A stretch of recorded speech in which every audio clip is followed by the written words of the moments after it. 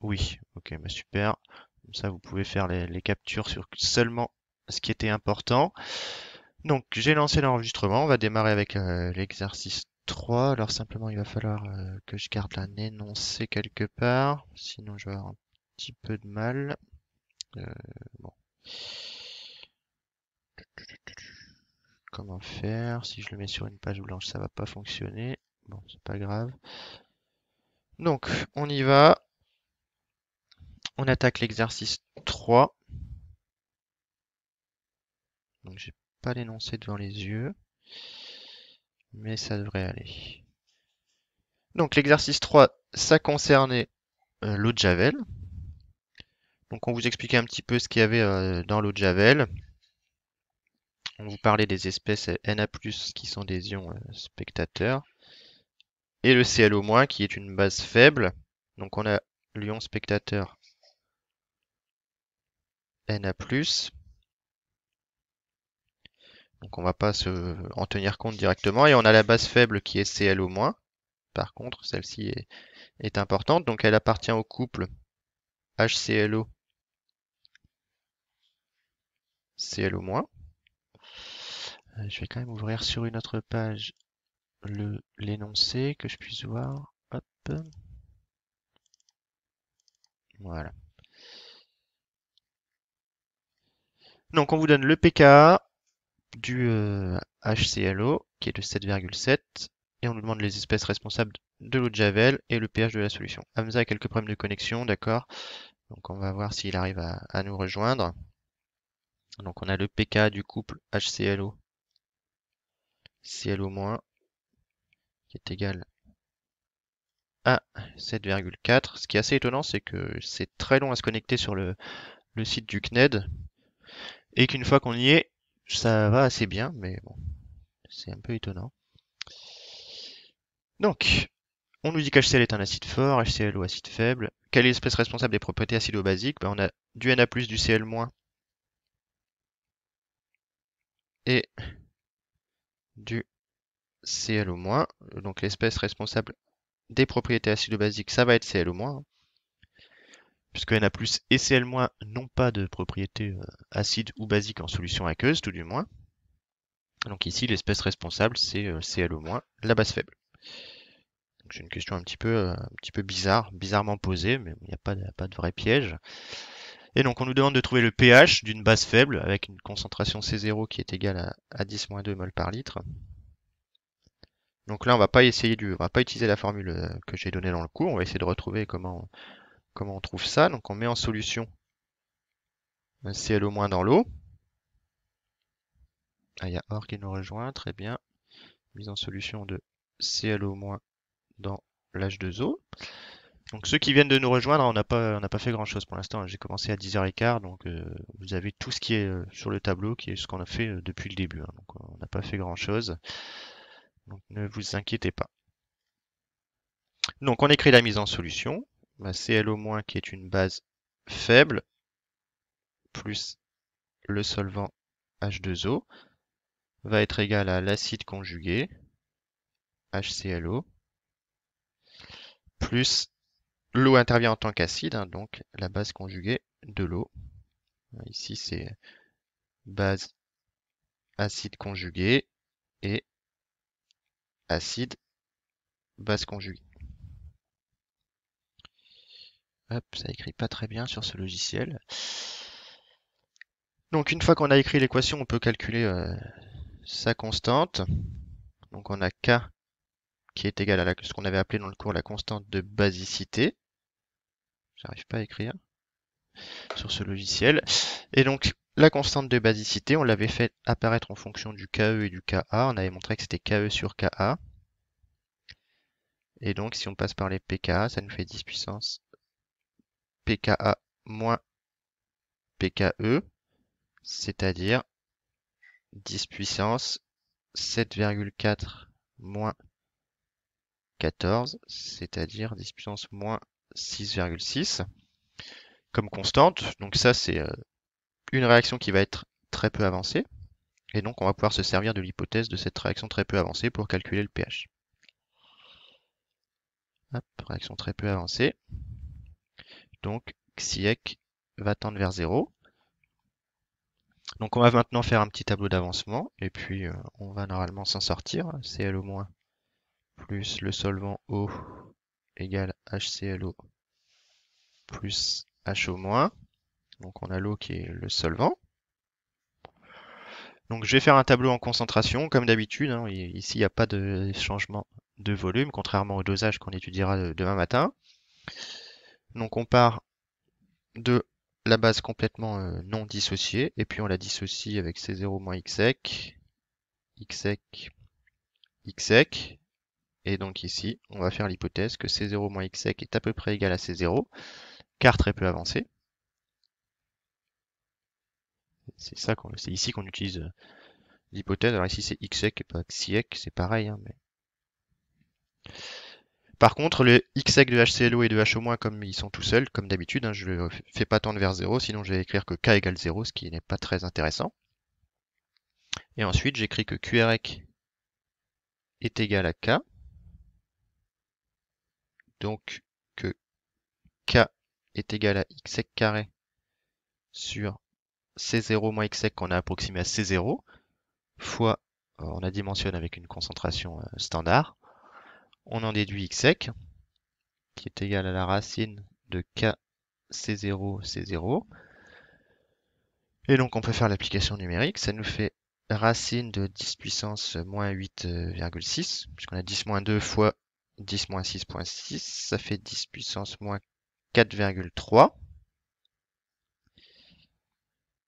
Donc on peut en déduire finalement le POH, car Xsec, ici c'est pas directement la concentration en H3+, attention, Xsec c'est la concentration en HO-, comme on le voit ici. Xsec c'est HO-. Donc on en déduit le POH, le potentiel hydroxyde, qui est égal à moins log de Xsec sur C0, qui est donc égal à 4,3. Et enfin, on se rappelle que pH plus POH égale 14. Donc on en déduit que le pH est égal à 14 moins le POH. Et on va trouver 9,7.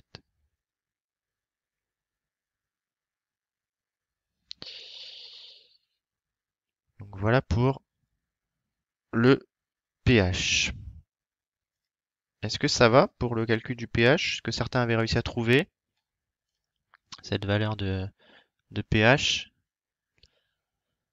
Je ne sais pas si certains d'entre vous ont essayé d'appliquer la petite formule qu'on avait dans le cours pour les bases faibles. Normalement, ça doit donner à peu près la même chose, hein. C'est la seule formule que je connais pas par cœur. Je connais les trois autres, mais la base faible, je la connais pas par cœur. Alors, on a deux réponses. Les autres sont en train de s'endormir. On va faire un petit sondage.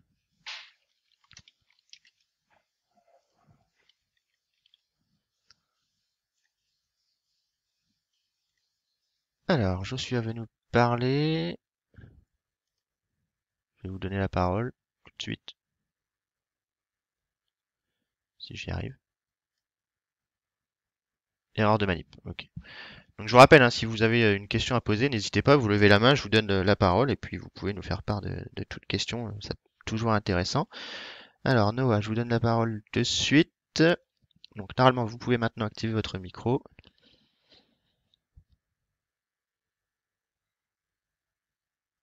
Alors je vois votre micro s'activer, mais je ne vous entends pas.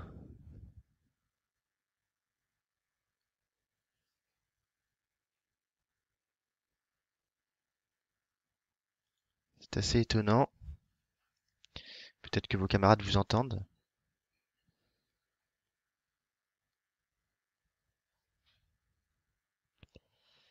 Non plus. Bon, ça me rassure.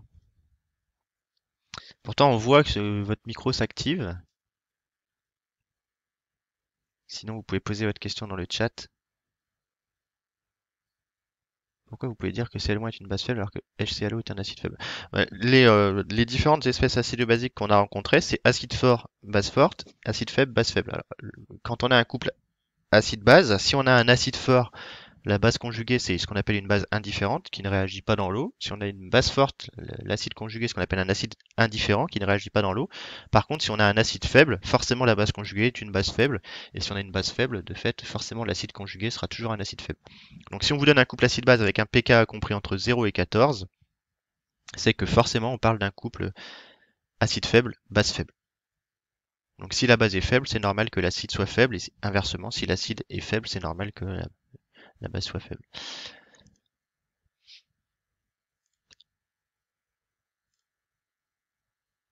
Alors Aurélien, vous avez une question. Hop, donc vous pouvez nous parler.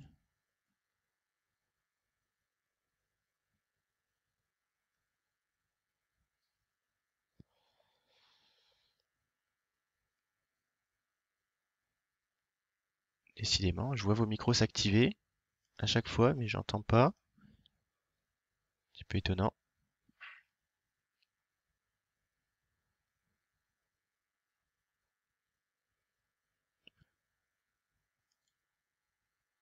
Donc pareil, hein, si jamais ça fonctionne pas votre micro, vous pouvez poser votre question dans le chat, il n'y a pas de problème, j'y répondrai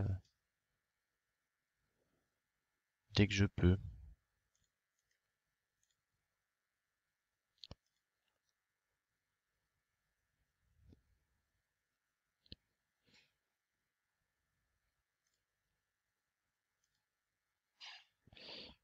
Ok, donc je vous laisse poser la question dans le chat. Le Cl- ne peut-il pas apporter des propriétés acido-basiques? Non, le Cl- n'a pas de propriétés acido-basiques dans l'eau, Pierre. En fait, c'est la base conjuguée de H+, et H+, est un acide fort, donc c'est une base indifférente, donc ça ne réagit pas dans l'eau. On avait vu hein, que le pK était négatif pour le HCl, donc ça peut pas réagir dans l'eau. Comment on est passé de Ke sur K à 10 puissance peut-être écrit une bêtise, 10 puissance PKE, pKa moins PKE. Bah, en fait, j'ai écrit que Ke c'était égal à 10 puissance moins PKE, par définition. Et même chose pour le Ka qui est égal à 10 puissance moins pKa, et après par propriété des puissances de 10, 10 puissance A sur 10 puissance B, c'est égal à 10 puissance A moins B. Et donc c'est pour ça qu'on trouve cette propriété de 10 puissance pK moins PKE. Très bien, donc vous voyez, sans calculatrice, on peut trouver le pH. K égale KB est ici un constat dont on va se servir, mais c'est pas une règle en général. Dans la littérature, la constante de basicité, ça n'existe pas, mais bon, j'ai fait référence à ce qu'on avait fait en cours. Après, si vous n'êtes pas sûr de savoir si c'est un KB, un Ka, etc., vous écrivez comme d'habitude le K sous la forme de QREC, HO-, HClO sur ClO-, et vous multipliez en haut et en bas par H3O+. J'ai pas beaucoup de place, mais vous multipliez en haut et en bas par H3O+, et vous faites apparaître des grandeurs connues, telles que HO- ici fois H3O+, qui est égal au KE, divisé par base fois acide sur base fois H3O+ sur acide, Ka. Donc on retrouve directement KE sur K par simple application simple manipulation du quotient réactionnel à l'équilibre. Mais après là, j'ai utilisé le fait que c'était la constante de basicité par rapport à ce qu'on avait fait en cours, mais c'est pas très important de savoir que c'est une constante de basicité. Donc vous voyez, hein, comme je le disais, sans calculatrice, on est capable d'aboutir au pH. Il faut essayer d'apprendre à le faire avec les approximations nécessaires, de calculer les racines, les logs. C'est assez facile à faire, donc n'hésitez pas à faire tous ces petits calculs de tête. La dernière question, ça concernait ce qu'on appelait le taux d'avancement. Donc ça permet de réviser un petit peu le taux d'avancement. Ici, hein, on peut l'appeler taux, il s'appelait alpha dans cet énoncé, ou degré d'avancement, c'est pareil. Donc c'est ce qui a réagi sur ce que j'avais au départ. Donc c'est égal à xsec sur C0. Et donc vous pouvez faire le petit calcul numérique. Hein. Xsec, je sais plus ce qu'on avait trouvé. C'était 10 puissance moins 4,3 sur 10 moins 2. Et puis vous pouvez calculer de cette manière-là. Ça fait 10 puissance moins 2,3. Et là, ça par contre, je vais le calculer avec une calculatrice. Et ça fait 5 fois 10 moins 3. Donc, si on raisonne en pourcentage, ça fait 0,5%, hein, donc on a bien une base très peu dissociée. Donc c'est cohérent.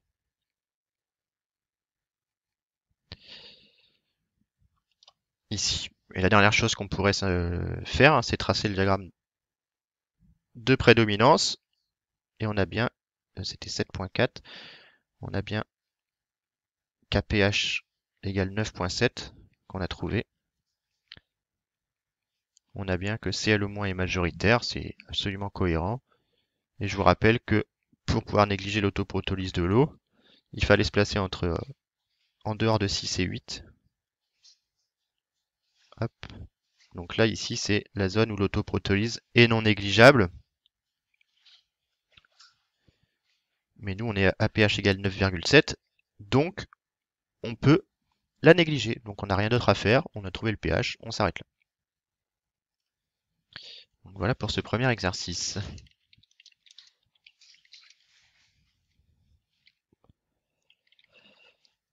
Hop.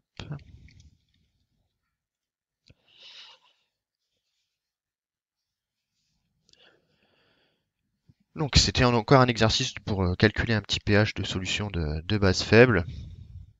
Donc bon, c'est assez facile normalement, mais c'est pas mal d'en faire un petit peu plus.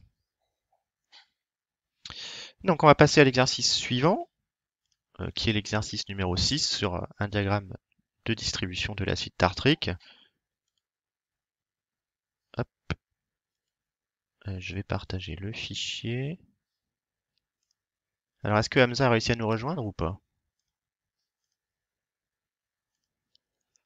Faut vraiment s'y prendre à l'avance, hein, le matin en fait. C'est assez étonnant. Je pense que si on se connecte très tôt le matin, il n'y a personne, ça doit fonctionner assez vite. Il essaye toujours. Aïe, aïe. Pour le degré d'avancement, c'est cette formule en général. Bah, oui, le degré d'avancement, c'est toujours par définition ce qui a réagi sur ce que j'avais au départ. Le degré d'avancement, c'est ce qui a réagi sur ce que j'avais au départ, hein. C'est un pourcentage de réaction, hein, si vous voulez. Donc vous prenez tout ce qui a réagi, ici c'est x sec, hein, c'est l'avancement, sur ce que j'avais au départ, et ça vous donne un pourcentage. Étant donné ici que j'ai fait l'approximation x sec tend vers 0, c'est normal d'avoir quelque chose de tout petit.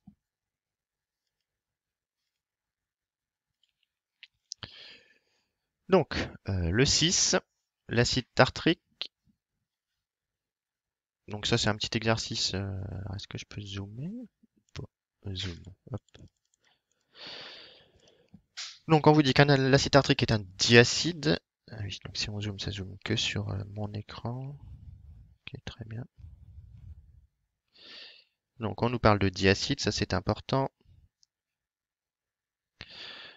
Connotage de T, on donne les différents bases conjuguées, HT-, T2-, et puis on nous dit que ça a été obtenu par mise en solution de 10-3 mol d'acide tartrique dans 10 ml d'eau, et on ajoute petit à petit, hein, donc si on fait un dessin, ici on a 10 ml, avec 1,0 fois 10-3 mol de H2T, et puis je vais ajouter par exemple avec une burette, hein, en TP.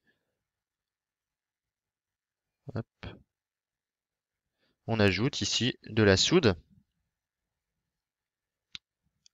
à concentration de base égale 1 mol par litre.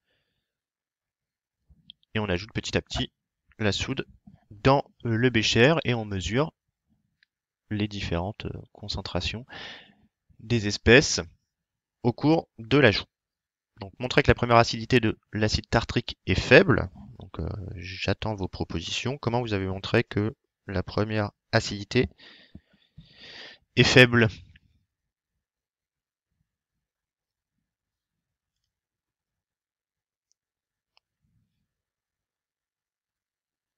Qu'est-ce que vous avez proposé?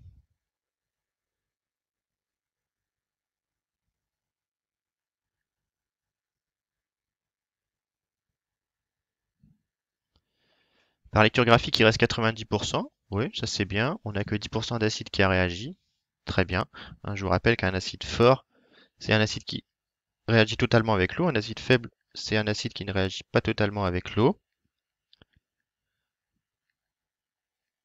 Qui ne réagit pas totalement avec l'eau. Ce qui est le cas ici, hein, puisque avant l'ajout de soude, donc à la première valeur, avant l'ajout de NaOH, il reste seuls 10%. de H2T a réagi. Donc c'est forcément un acide faible. On le voit bien ici. On est à 90%. Donc acide faible. Après, une fois qu'on ajoute de la soude, évidemment, la réaction prépondérante n'est plus celle de l'acide dans l'eau, mais celle de l'acide avec la soude. Donc forcément, c'est un petit peu différent. Mais au départ, la réaction de la mise en solution de l'acide tartrique dans l'eau n'est pas totale puisque l'acide ne se dissocie que d'un facteur 10%. Ce qui est beaucoup plus que le ClO- tout à l'heure, hein, par exemple, hein, si on veut comparer. 10% pour un acide, c'est déjà pas mal. Hein. Vous voyez que le pK est assez faible, hein, il est de 3, on va le dire juste après. Donc 10%, c'est déjà un taux d'avancement correct. Hein. Très bien. Donc voilà pourquoi l'acidité est faible. Alors peut-être que certains ont répondu à la question 2 avant en montrant que les pK, enfin les constantes étaient très peu avancées. Et puis, mais bon, ici on attendait plus une lecture graphique pour utiliser l'exercice dans l'ordre. Donc déterminer les pK, ça on l'a déjà fait plusieurs fois, ça devient normalement assez classique. Donc on vient placer un trait à 50%, j'essaye de faire quelque chose de propre. Vous pouvez le faire avec le pH en utilisant le fait que pH égale moins PC. Alors pH égale déjà, c'est pH égale PC. Et ça, c'est que pour les acides forts, cette formule du pH égale PC.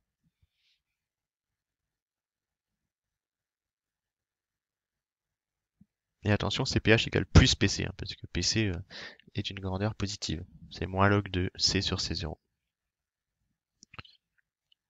Donc elle n'est pas vérifiée ici. Mais c'est pas qu'elle n'est pas vérifiée ici, c'est qu'on a, pour pH égale 2, on a 90% de l'acide tartrique qui est présent. Et on a 10% de l'ion tartrate qui n'est pas présent. Enfin, qui est présent aussi. Et on n'a pas du tout d'ion hydrogéno, d'ion tartrate, pardon. On a de l'ion hydrogénotartrate. Mais on a pH égale 2 au départ avant l'ajout de soude. Mais le pH égale 2 ici, il est dû au fait qu'on n'a pas, on a deux acidités à prendre en compte. Hein. Vous voyez que l'ion tartrate est quand même présent. On ne peut pas dire qu'il n'est pas présent. Donc les pK, normalement, c'est pas trop compliqué. On vient les lire graphiquement. Ici, on a pK1 qui est égal à 3. Et le pK2 qui est à peu près ici, qui est égal à, allez, on va prendre 4,3. Donc vous voyez que les deux pK sont très proches ici, hein, ce qui va nous changer un petit peu quand on va tracer le diagramme de prédominance. Et ça va avoir des propriétés importantes. Peut-être que le diagramme de distribution vous a surpris au début, puisque par rapport à ceux que je vous avais fournis dans le cours, on n'a jamais l'ampholyte qui atteint 100% de présence. Et ça, c'est dû au fait que les deux pKa sont très proches. Hein. Donc, il ne faut pas être surpris. Donc, justement, on va tracer le diagramme de prédominance et on va aussi superposer enfin, mettre le diagramme de majorité pour que vous voyez bien ce qui se passe. Donc, on a ici sur l'échelle de pH,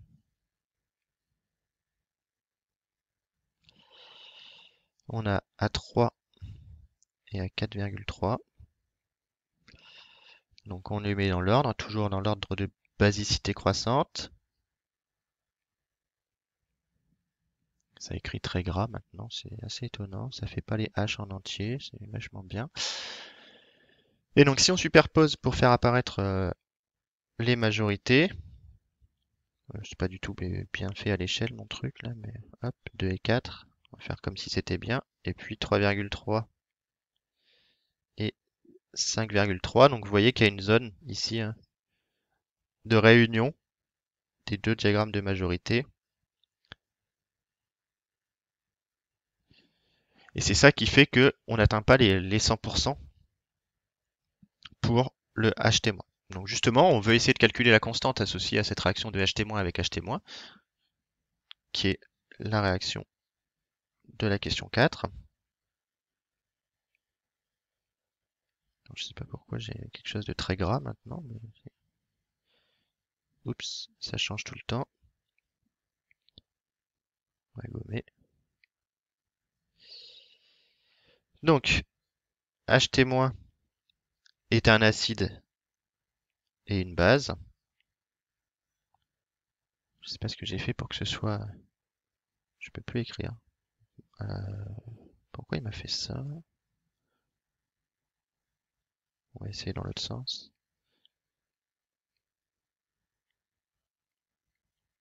Donc Ht- est un acide et une base, donc il peut réagir en tant qu'acide et en tant que base. Donc on a Ht- acide qui peut devenir T2- base associée plus H+. Ça devient terrible. Je vais essayer de redémarrer après, mais si je redémarre, ça va être la crise. Et Ht- base qui peut prendre H+ pour former H2T. J'essaie de voir en même temps si ça écrit bien. Là, il n'y avait pas eu de barre. Et donc, si on somme tout ça, on va trouver que 2Ht- va être égal à T2- plus H2T, qui est la réaction qu'on nous demande d'étudier. Et on veut calculer la constante associée à cette réaction. Eh bien, on n'a que K. Ah, c'est parce que je suis en zoom, peut-être. Ah, oui, d'accord. C'est vrai que j'avais mis un zoom tout à l'heure. Ok. Donc, on a que K est égal à H2T T2- sur Ht- Ht- à l'équilibre, hein, évidemment. Et donc, je vais faire apparaître, comme d'habitude, H3O+ sur H3O+, de telle sorte à faire apparaître des Ka. Et ensuite, on peut faire apparaître les différents Ka. Ici, on a base fois H3O+ divisé par acide. Donc ça, c'est égal au Ka de H2T Ht- divisé par, ici, on a base fois H3O+ divisé par acide. On a acide sur base fois H3O+, c'est 1 sur le Ka. Donc ça fait Ka de Ht-. Pardon, j'ai fait l'inverse. Donc là, c'est H2T Ht-. Oups, on va essayer de gommer ça. Ht-, T2-.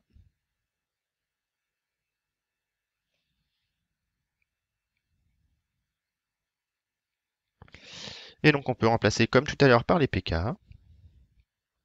Donc c'est égal à 10 puissance pK de H2T Ht- moins pK de Ht- T2-. Et donc les pK on les a au-dessus. C'est égal à 10 puissance 3 moins 4,3, c'est-à-dire 10 puissance, désolé, hein, ça écrit vraiment très mal, moins 1,3. Et si on fait le calcul numérique, on trouve 0,05, 5 fois 10 moins 2. Ce qui n'est pas si petit hein, ici comme constante par rapport à celle de l'autoprotolyse de l'eau qui est de 10-14. Vous voyez bien que c'est pas si petit et c'est pour ça, encore une fois, que la réaction n'est pas négligeable cette fois-ci, contrairement à l'autoprotolyse de l'eau.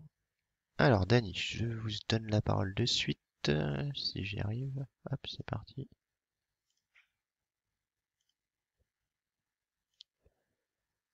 On vous écoute.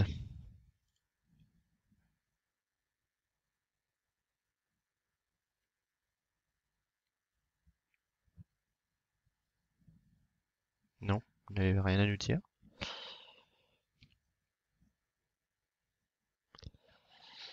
Dany, vous nous entendez? Vous pouvez activer le micro normalement en cliquant sur le micro et après vous pouvez nous parler.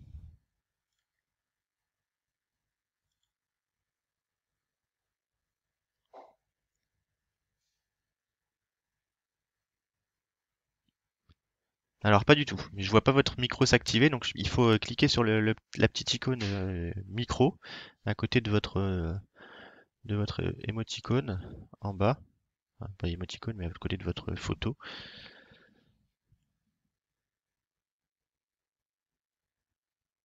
Il faut configurer le micro. Ah bon, ça je sais pas, mais normalement ça marche assez bien.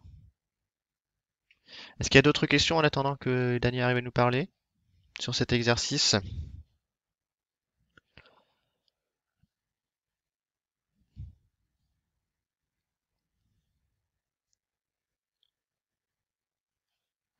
Non. Bon, c'est clair, d'accord. Donc ici c'est un peu comme l'autoprotolyse de l'eau, hein, sauf que c'est pour les ions tartrate, et donc on trouve que cette constante de 5,10-2 est clairement non négligeable, et c'est pour ça que on a un pourcentage maximum de... Ah, oui, ça y est, on vous entend cette fois.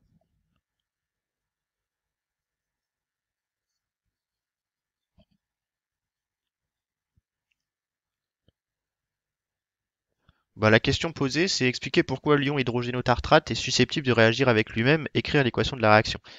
Donc si l'hydrogénotartrate réagit avec lui-même, sachant que l'ion hydrogénotartrate c'est Ht-, bah, ça fait forcément Ht- plus Ht- égale les deux autres. C'est vraiment la manière dont est posée la question. C'est un peu les équivalents, comme certains me l'avaient dit la semaine dernière, de la dismutation et médiamutation, mais en acido-basicité.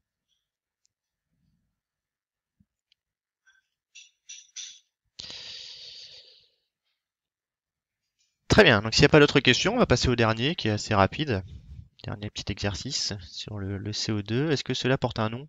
Pas que je sache, François, mais peut-être, à vrai dire. Mais je ne pense pas.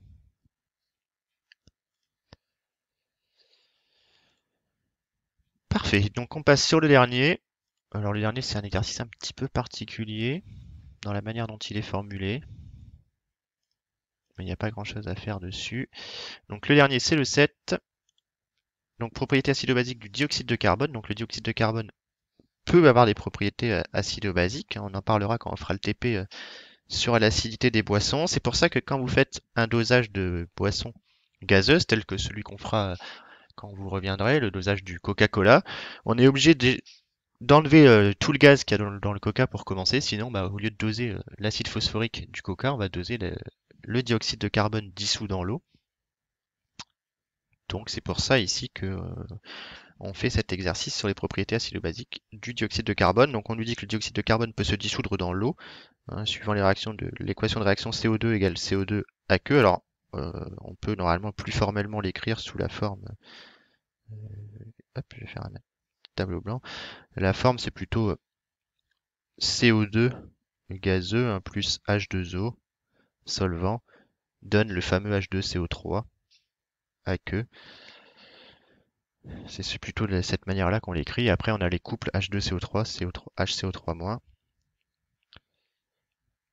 et HCO3-, CO3-. Donc on a en fait un diacide, hein, pour l'acide carbonique ici, ça c'est un diacide.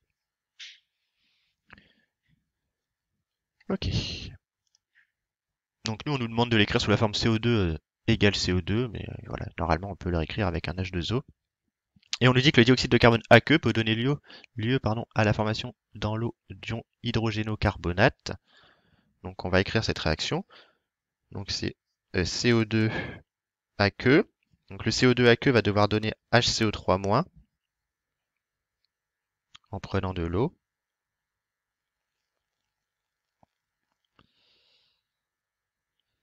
C'est ce qu'on nous demande d'apparaître. Et l'eau, évidemment, si CO2 est l'acide, l'eau intervient en tant que base, donc ça fait apparaître H3O+. Et alors ici, la petite subtilité, c'est qu'il nous faut 2 H2O, parce qu'en fait, il faut un premier H2O pour faire la première réaction. Ici, CO2 donne H2CO3, donc c'est pour ça qu'en fait, il y a un 2. Mais bon, c'est un petit piège ici, mais encore une fois, on aurait normalement écrit CO2 donne H2CO3, hein, dissous. C'est pour cette raison qu'on parle d'acidification des océans due au rejet des gaz carboniques. Exactement, Arthur, c'est exactement cette raison. Hein, le CO2 se dissout dans l'eau et ensuite possède des propriétés acido-basiques. Ce qui peut être un vrai problème pour les eaux des océans. Ça fait des bons TIPE pour vos camarades de PC. Il y a pas mal de choses à faire là-dessus. C'est assez intéressant. Donc ici, voilà, le seul petit piège, mettre le facteur 2, étant donné que il faut déjà un H2O pour se transformer en H2CO3 et que l'acide HCO3- n'est pas, la base, pardon, HCO3- n'est pas la base conjuguée de CO2, mais de H2CO3. Donc sinon, il y a pas de piège autre que ça. Hop, CO2 plus 2 gaz de l'eau donne HCO3- plus H3O+. Exprimer la condition d'équilibre entre le dioxyde de carbone aqueux et les ions hydrogénocarbonates à l'aide de la constante d'équilibre. Bon, bah là, il faut simplement décrire QREC égale K, hein, même si c'est posé un peu bizarrement. C'est ça qu'on attend de vous. Et donc K égale HCO3- à l'équilibre fois H3O+ à l'équilibre divisé par CO2. Et ici, on peut mettre une concentration. On n'est plus gazeux, on est dissous dans l'eau. Donc, c'est pas du tout une pression qu'on doit mettre. Et le petit C0, H2O, je vous rappelle que c'est le solvant. Donc, il y a un facteur 2 ou pas de facteur 2, ça fait 1 au carré pour l'activité. Donc, ça reste 1. Pas de souci. Donc, voilà tout simplement ce qu'on nous demande de faire. Et après, qu'est-ce qu'on nous dit? On nous dit qu'à 25 degrés, la constante K, c'est de l'ordre de 10-6.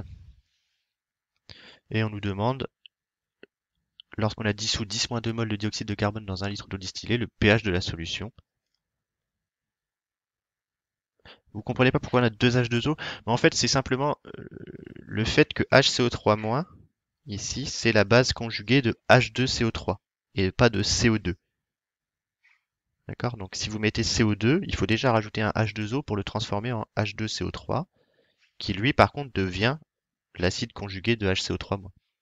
C'est pour ça qu'on doit rajouter un premier H2O. En fait, il y a deux réactions successives. Si vous voulez, CO2 plus H2O donne H2CO3 et H2CO3 plus H2O égale à HCO3- plus H3+. Là, j'ai qu'un seul H2O qui intervient, puisque c'est la bonne espèce du couple. Je sais pas si c'est clair, mais c'est juste qu'en fait, c'est pas le CO2 n'est pas l'acide du couple H2CO3, HCO3-, mais il faut rajouter H2O. C'est un petit peu bizarre, mais encore une fois, la première question aurait dû vous dire, enfin dans l'énoncé, on aurait dû vous dire que le dioxyde de carbone peut se dissoudre dans l'eau suivant l'équation CO2 gazeux plus H2O donne H2CO3 à queue. Et là, après, il n'y aurait pas eu de problème. Donc, on vous dit qu'à 25 degrés, on a une constante d'équilibre de 10-6, qu'on dissout 10-2 moles de dioxyde de carbone dans 1 litre d'eau distillée. Quel est le pH approximatif de cette solution? Bon, ici, vous avez simplement la constante qui vous est donnée. Vous avez CO2 plus 2H2O qui est égal à HCO3- plus H3O+. Donc, vous partez d'une concentration initiale qui vaut 10-2 moles par litre. Si je suis en concentration, ça c'est le solvant. 0, 0, et puis comme d'habitude, un C0 moins X sec. X sec, X sec. On peut faire l'approximation très peu avancée, puisque c'est 10-6. Et donc on trouve que K est égal à X sec carré sur C0, C0. Et puis comme d'habitude, on trouve X sec qui est égal à la racine de K C0, C0, avec K qui est au 10-6 fois 10-2, ça fait 10-8, ça fait 10-4 mol par litre. Or, cette fois-ci, X sec, c'est bien H3O+, et donc le pH est de 4. En négligeant, attention ici, on néglige la deuxième acidité.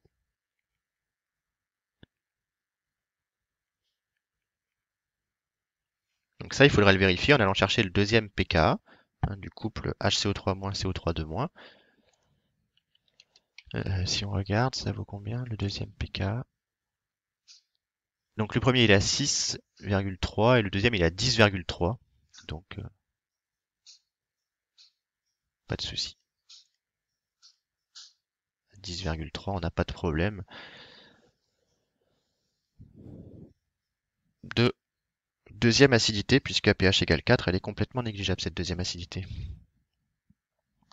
Est-ce que ça va ou pas du tout sur ces trois exos? Et donc sur acide base pour maintenant, puisqu'on est complètement terminé. Facile, difficile les acides bases?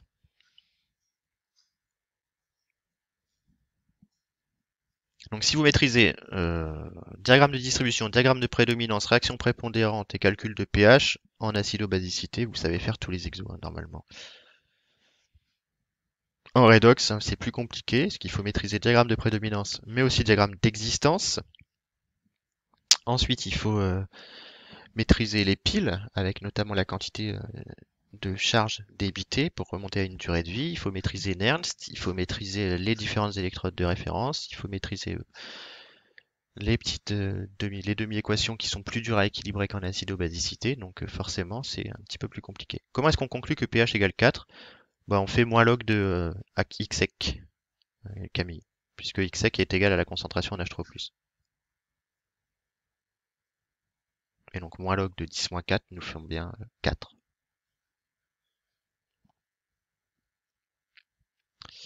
Très bien. Donc voilà pour le TD. Je vais arrêter l'enregistrement pour qu'on ait deux enregistrements séparés.